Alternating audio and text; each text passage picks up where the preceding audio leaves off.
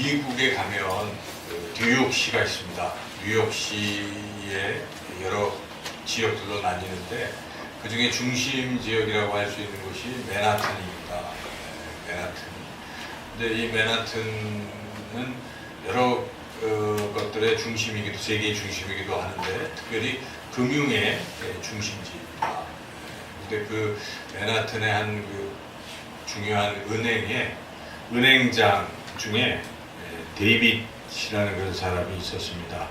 그가 그런 높은 위치에 은행장에 이르렀는데 어릴 때 할아버지로부터 어떤 교육을 잘 받아서 그런 은행가의 꿈을 키우게 되었다라고 이야기합니다. 그래서 그가 할아버지와 있었던 그 일을 이야기하는데 이런 어릴 때부터 이런 교육을 받았다고 합니다. 할아버지가 이제 용돈을 주는 거예요. 근데 용돈을 줄 때 일주일 단위로 주고 이렇게 한 20, 그때 당시 25센트는 별 큰 돈은 아닌데 이 손자에게 25센트를 줍니다. 그리고 일주일 뒤에 다시 만나는 거예요. 만나서 꼭 물어봅니다. 그 25센트를 어떻게 썼느냐. 근데 이 손자가 아주 잘 썼으면 보너스로 다시 거기에다가 5센트를 더 추가해서 주고 잘못 썼으면 5센트 깎고 20센트만 주고 이런 식으로 이제 훈련을 시킨 것이죠. 그래서 어릴 때부터 그런 이 관리하는 그런 것을 교육을 받았기 때문에 그런 교육 속에서 그가 나중에 그런 큰 은행장이 되었다는 그런 일화가 있습니다. 우리가 어릴 때부터 교육을 잘 시키면 그게 나중에 큰 유익을 주는 겁니다. 어릴 때부터 자녀들 교육을 잘 시켜야 됩니다. 그냥 되는 대로 잘 자라겠지 하고 키워놓으면 이게 잘못 자랄 수가 있습니다. 제가 부끄러운 고백을 하나 드리면 저쪽에 있을 때 옥상에서 뭘 하나 이렇게 재배하려고 상추를 심고 그랬는데 관리를 안 하고 잘 자라겠지 그러니까 어느 날 가보니까 그냥 쭉 뻗어가지고 상추로 쓸 수가 없는 이상하게 되더라고요. 그래서 이게 잘 길러야 되겠다는 걸 깨달음을 얻었습니다. 그래서 여러분들은 이미 이제 자녀들이 장성한 경우도 있고 앞으로 우리 청년들은 이제 자녀를 낳고 기를 텐데 어릴 때부터 그 교육을 잘 시키시기를 축원합니다. 잘 키우면 아주 나중에 두고 그 자녀에게도 큰 유익함이 된다는 것이죠. 세상에 여러 가지 이런 원리들을 우리가 잘 가르치고 하는 것 참 중요한데 무엇보다 자녀들은 말씀으로 그렇게 가르치고 키우면 우리가 생각하는 것보다도 더 큰 귀한 유익함을 얻게 됩니다. 여러분 그 노벨상이라는 거 아시죠? 노벨상이 1901년부터 이렇게 주어지기 시작해서 지금 2017년이니까 벌써 100년이 훨씬 넘었는데 그동안 이 노벨상을 받은 사람들을 쭉 분석을 해보니까 나라로 치면 미국이 제일 많긴 한데 민족으로 치면은 유대 민족이 제일 많다는 것입니다. 그래서 2015년까지의 통계를 보니까 194명의 유태인들이 노벨상을 받아서 세계에서 단연 으뜸인 것이죠. 그 사람들이 왜 그 유태인들은 그렇게 똑똑할까? 그 노벨상을 그렇게 많이 받을 수 있었을까? 그 이유들을 여러 가지로 생각해 보는데 그 중에 가장 핵심적인 것이 말씀 교육에 있다는 것입니다. 그래서 흔히 우리가 쉐마 교육이라는 말을 하죠. 유태인들의 교육 방식을. 근데 쉐마라는 말은 들으라. 이 히브리어입니다. 쉐마, 들으라.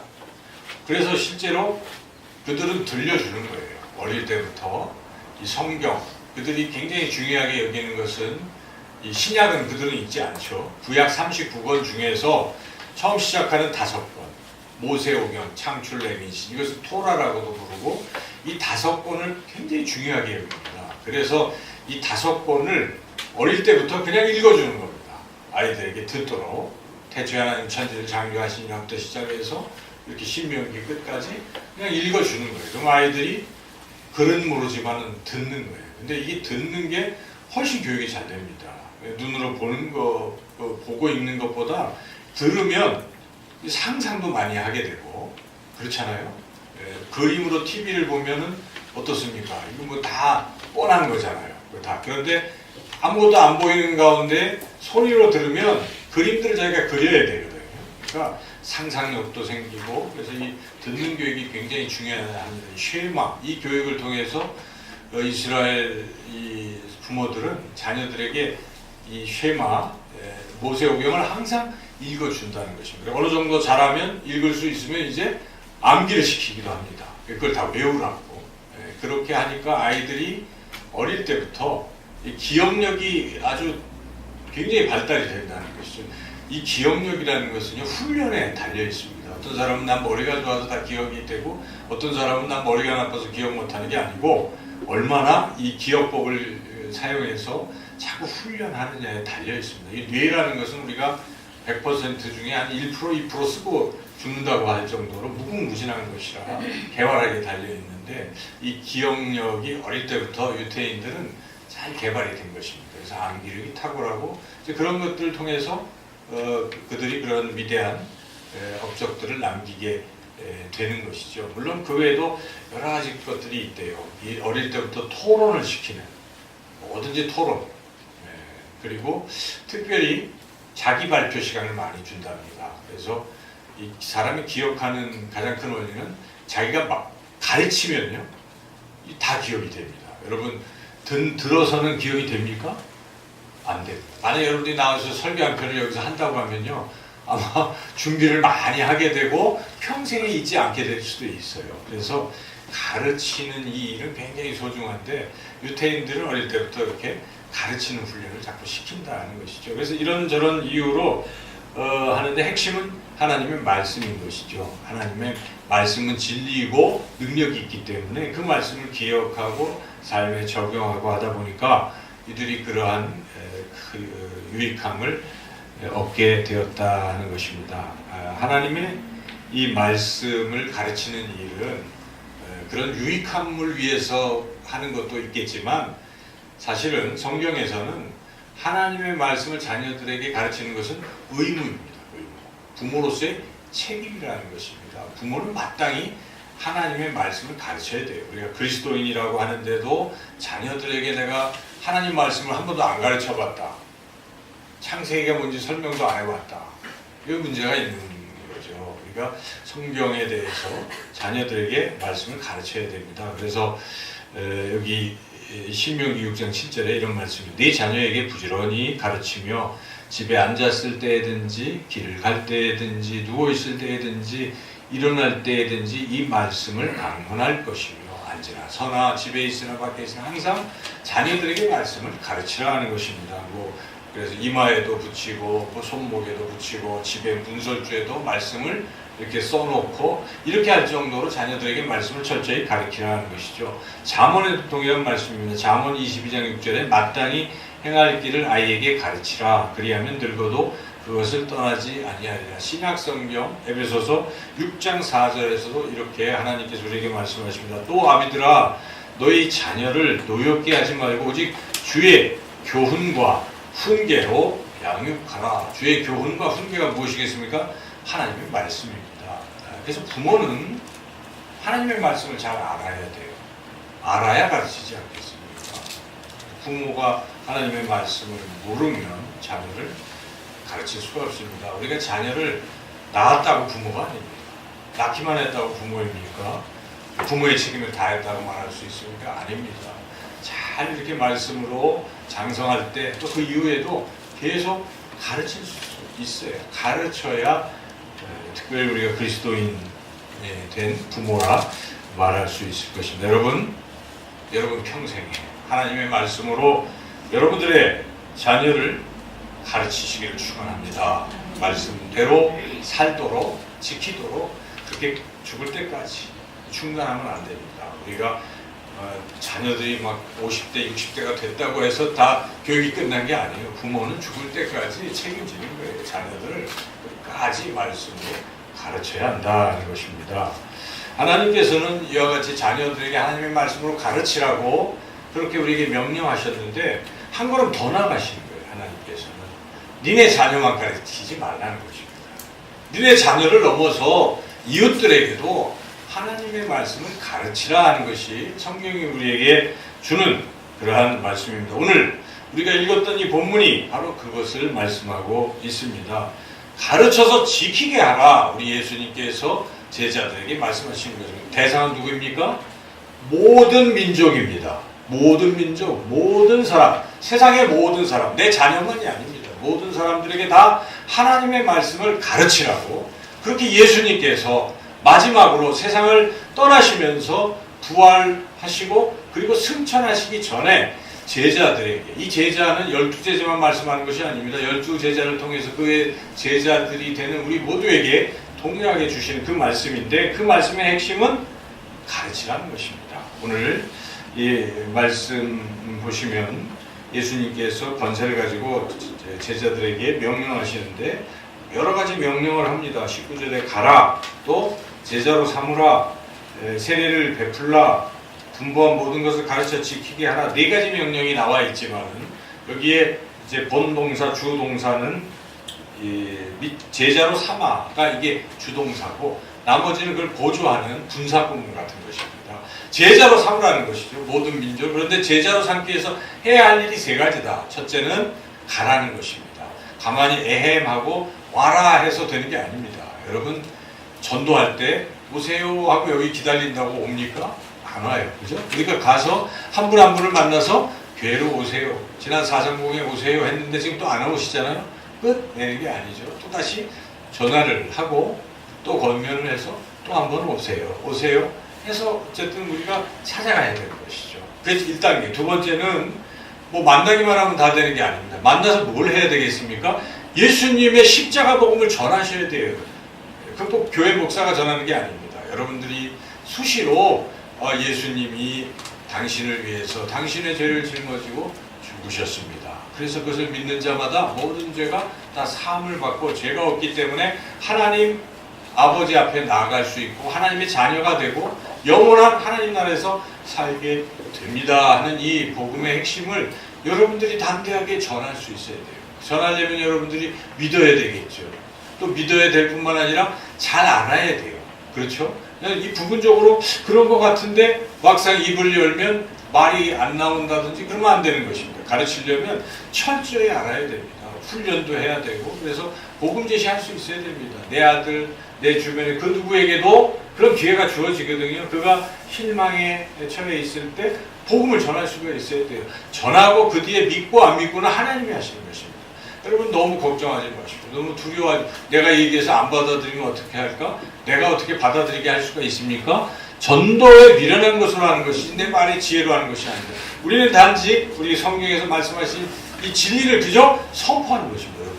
하나님이 당신을 사랑하십니다. 하나님은 당신을 위해서 십자가에 죽으셨습니다. 그것을 믿는 자는 죄사함을 받고 구원을 받고 영생이 주어집니다. 라고 여러분 선포하시면 돼요. 그러면 성령이 역사하셔서 듣는 이들 가운데는 그 말씀을 듣고 믿는 이들이 있어요. 또 어떤 이들은 또 안 믿는 것을 우리가 어떻게 할 수 있겠어요? 우리가 그 부분을 할 수가 없어요. 그러나 또 때가 있습니다. 여러분이 그런데 우리가 전하지 아니하면 듣는 자도 없고 또 듣지 아니하면 믿음도 없는 것이고 믿음이 없으면 구원도 없는 것입니다. 전하는 것은 우리의 책임입니다. 우리가 만약 그것을 하지 않았다면 나중에 하나님께서 그 순간에 그가 심판을 받는 그 피값을 우리에게 묻는다라고 또 말씀하시는 거예요. 우리는 그냥 나 구원받았으면 다 됐지가 아닌 것이죠. 우리는 꼭 전도해야 됩니다. 여러분 전도를 하시기를 축원합니다. 근데 전도만 한다고 제자가 됩니까? 아니라는 것입니다. 오늘 본문은 다음 단계가 있다는 것이죠. 이게 굉장히 중요한 것입니다. 20절 세례를 베푸는 것은 이미 예수님 믿은 거예요. 영접했어요. 끝이 아닙니다. 다음 단계가 무엇입니까? 20절을 다 같이 한번 읽어보겠습니다. 내가 너희에게 분부한 모든 것을 가르쳐 지키게 하라. 볼지어다 내가 세상 끝날까지 너희와 항상 함께 있으리라 하시니라. 항상 함께 있을 테니까 네가 해야 될 마지막 일이 무엇입니까? 내가 너한테 가르쳐준 분부한 모든 것 주님의 말씀 하나님의 말씀을 세상 모든 사람들에게 어떻게 합니까? 그 중에 특별히 예수님을 믿은 막 초신자들에게 어떻게 해야 되겠어요? 그것을 가르쳐야 됩니다. 근데 가르치는 것과 지키게 하는 것은 또 다른 거예요. 그죠?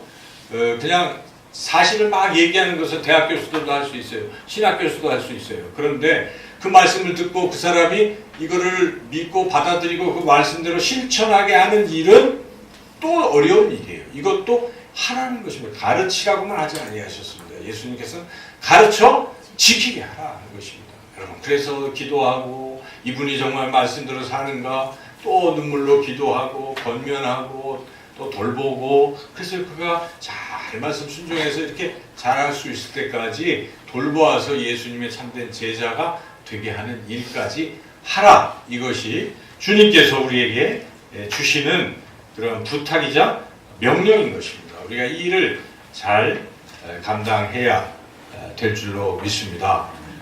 가르쳐 지키게 하는 일, 이게 매우 소중한 일인데 예수님이 본을 보여주셨어요.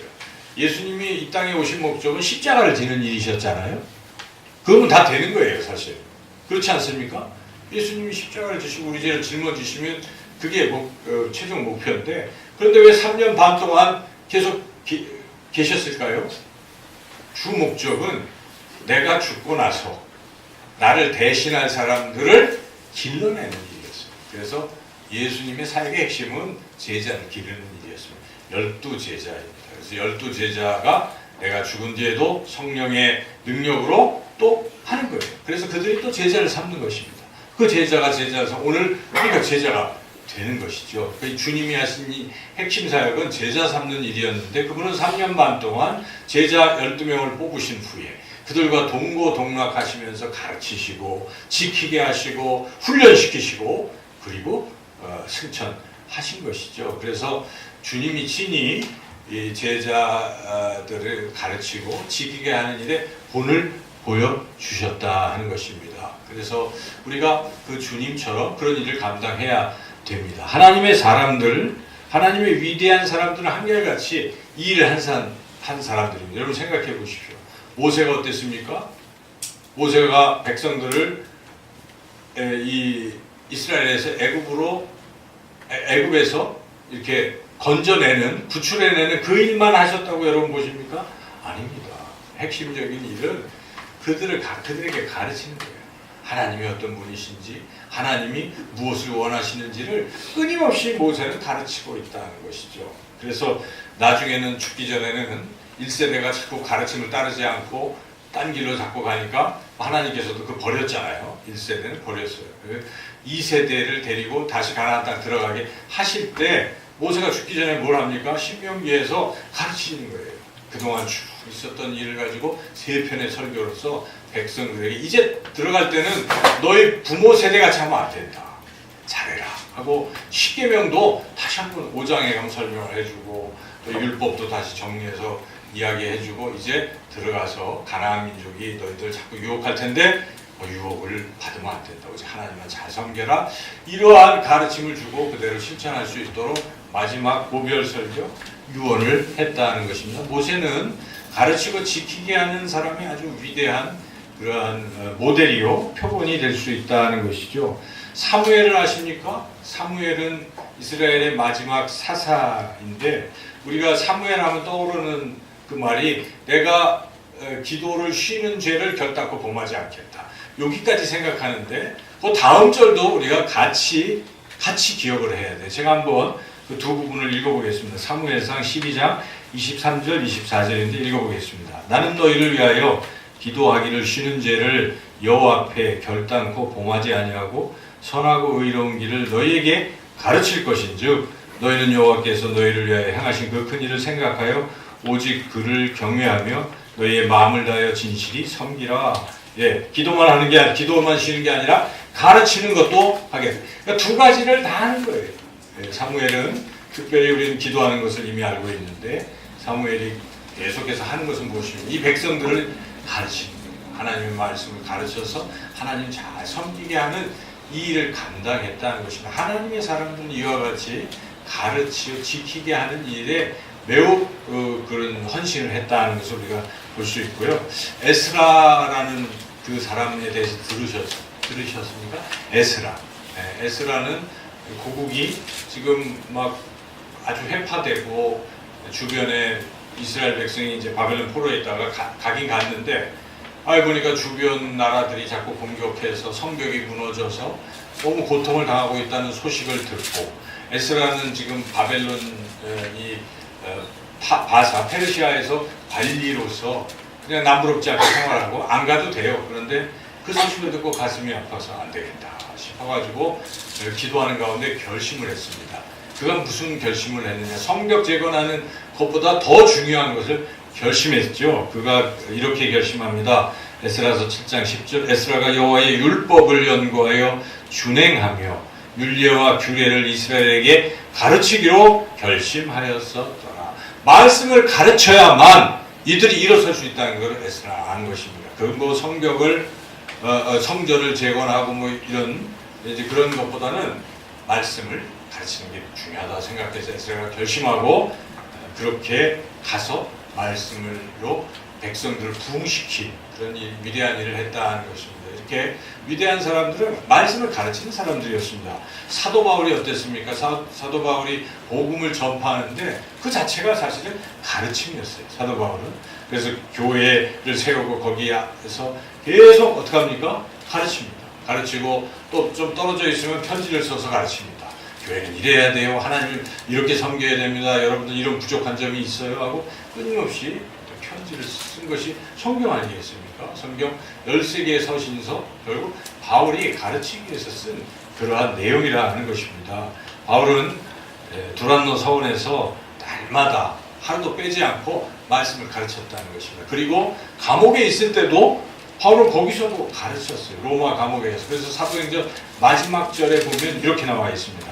하나님의 28장 31절 하나님의 나라를 전파하며 주 예수 그리스도에 관한 모든 것을 담대하게 거침없이 가르치더라. 이와 같이 사도 바울도 가르치는 사람이었다는 것입니다. 말씀을 가르치는 것이 하나님의 위대한 사람은 말씀을 가르친다는 것이죠. 그리고 여러분 사도들도 예수님의 부활을 증언하면서 또 끊임없이 뭘 하고 있습니까? 가르치는 거예요. 그래서 사도행전 5장 40절 그들이 막 잡혔다가 나왔을 때 교회가 기도해갖고 그들이 다시 나오고 그럴 때 교회 앞에 와서 이야기하고 뭘 하고 있습니까? 5장 41절 그들이 날마다 성전에 있든지 집에 있든지 예수는 그리스도라고 가르치기와 전도하기를 그치지 아니하니라. 그러니까 성경을 다 읽어보면 하나님의 사람들을 한결같이 가르쳐 지키게 하는 일을 했다 하는 것입니다. 주의 종이라고 불리우는 사람, 오늘날 뭐 목회자도 될 수 있고 여러분들 다 주의 종이라고 불릴 수가 있는데 사도 바울은 디모데에게 주의 종이 어떠해야 되느냐 주의 종의 자격을 이야기하는데 이렇게 이야기합니다. 디모데후서 2장 24절 주의 종은 마땅히 다투지 아니하고 모든 사람에 대하여 온유하며 가르치기를 잘하며 뭐를 잘해야 돼요? 가르치기를 잘해요. 그럼 목사가 가르치기를 못하면 안 되는 거예요. 여러분이 항전직이고 여러분이 주의 종이라고 합니다. 하나님 말씀, 다른 건 좀 못해도 하나님 말씀은 잘 가르쳐야 돼요. 근데 나는 다 잘하는데 하나님 말씀은 죽어도 못 가르치겠어. 그러면 잘 안 된다는 것이죠. 그래서 직분자, 뭐 장로, 감독 다 요건 중에 핵심적인 요건이 무엇입니까? 가르치기를 잘하는 자를 세우라 이렇게 되어 있어요. 그래서 여러분 이 가르친다는 것은요 우리 그리스도인으로서 정말 중요한 그런 일이다 하는 것이죠. 바울이 마지막으로 디모데에게 아들처럼 여기는 디모데에게 무엇을 부탁하고 있습니까?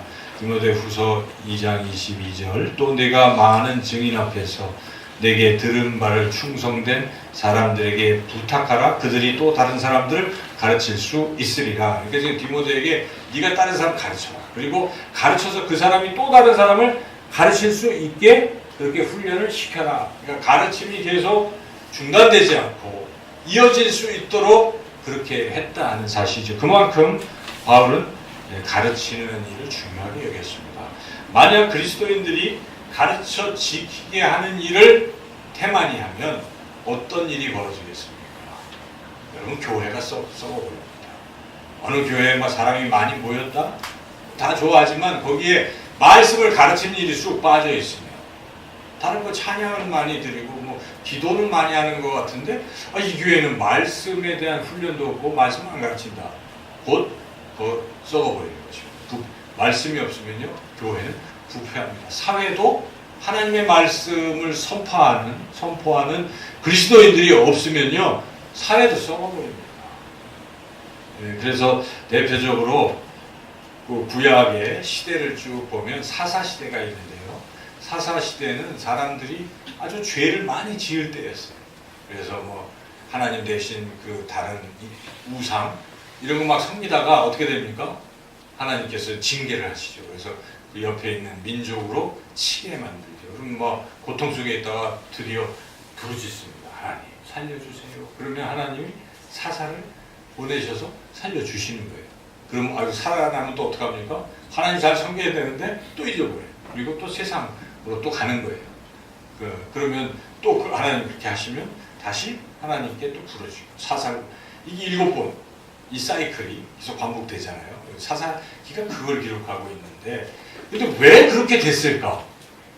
왜 사사시대가 왔을까요? 사사시대를 하면 이스라엘 민족이 여호수아의 지도를 받고 지금 다 가나안 땅에 들어갔단 말이에요. 땅도 다 분배하고 이제 행복하게 살아야 되는데 왜 사사시대와 같은 그러한 엉터리 같은 부패하고 썩어 빠지고 잘못된 시대가 도래했는가? 결정적인 이유가 그 앞부분에 사사기 시작 때 딱 기록되어 있어요. 여호수아가 죽으니까 더 이상 하나님의 말씀을 가르치는 일이 사라졌더라. 그래서 이들이 하나님을 잊어버렸다. 이렇게 되는 거예요. 그러니까 사회가 썩는 이유는 무엇인가? 말씀이 끊어지면 썩어버리는 것입니다. 여러분 교회가 썩는 거? 말씀이 죽으면 교회는 썩어요. 어느 교회든지 사이즈가 중요한 게 아닙니다. 그 교회가 무슨 일을 하느냐도 별로 중요하지 않을 수가 있어요. 그 교회가 정말 살아있는 교회, 썩지 않는 교회가 되려면 하나님의 말씀이 계속 흥황이 일어나고 말씀을 가르치고 배우고 지키는 그런 일이 있어야 될 줄로 믿습니다. 이와 같이 중요하다 하는 것입니다. 성경에는 개인적으로도 하나님 말씀을 배우는 일을 별로 중요하게 여기지 않고 또 가르치려고 할 생각도 안 하는 사람들에 대해서 믿음의 초보자라고 말합니다. 이게 우리에게 충격적인 사실입니다. 가르치지는 않는 사람, 믿음의 초보자라고 히브리 기자가 말씀을 하고 있는데 히브리서 5장 12절에 이렇게 말씀하고 있습니다. 때가 오래되었으므로 너희가 마땅히 선생이 되었을 터인데 너희가 다시 하나님의 말씀의 초보에 대하여 누구에게서 가르침을 받아야 할 처지이니 단단한 음식은 못 먹고 젖이나 먹어야 할 자가 되었도다. 말씀의 뜻이 무엇입니까? 지금 시간은 교회 다닌 지 10년, 20년, 30년이 되었는데 설교 시간에 다 졸고 있어요. 들리지도 않고 말씀에 대해서 아무런 관심도 없어요. 그러면 그런 분은 여전히 젖먹는 사람이라는 것입니다. 젖이나 먹는 것입니다. 이렇게 히브리 기자는 아주 신랄하게 그렇게 평가하고 있다는 것입니다. 여러분, 신앙이 자라는 것은 하나님의 말씀을 먹어야 되는 것이고 먹었다 하면 이 말씀을 가지고 신앙이 좀 자라면 가르쳐야 된다는 것입니다. 가르칠 때 신앙이 성장합니다. 남들 한번 가르쳐 보십시오. 주일학교를 가르치던 아이들을 가르치던 여러분 성도님들 가운데 처음으로 예수님 믿고 오신 분들을 가르치시던 가르쳐 보십시오. 가르침을 통해서 자기 신앙이 일취월장하는 것입니다. 전도를 해보면 믿음이 살아납니다.